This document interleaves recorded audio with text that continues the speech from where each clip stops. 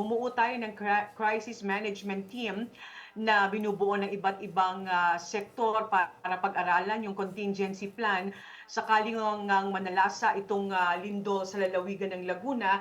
Importante, kaya rin po kami nag-suspend ng face-to-face classes ay para makapaghanda ang mga eskwelahan.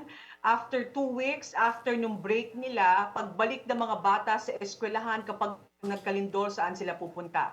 May mga Mhm. lugar ba na pagdadalhan sa kanila?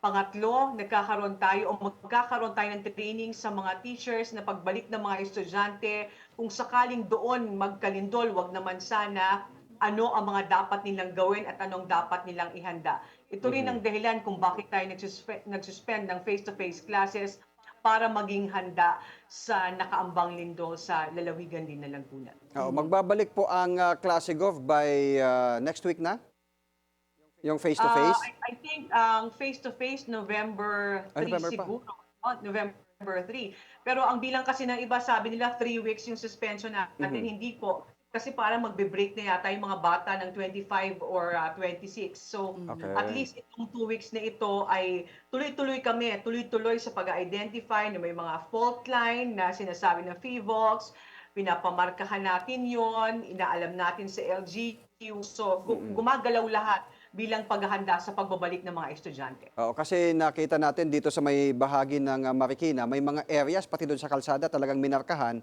na ito yung daanan ng fault system. Magkakaroon din ba ng ganyan sa Laguna na tutukuyin kung saan yung talagang linya ng fault system na maaring maapektuhan sakaling gumalaw nga itong magkaroon ng the big one?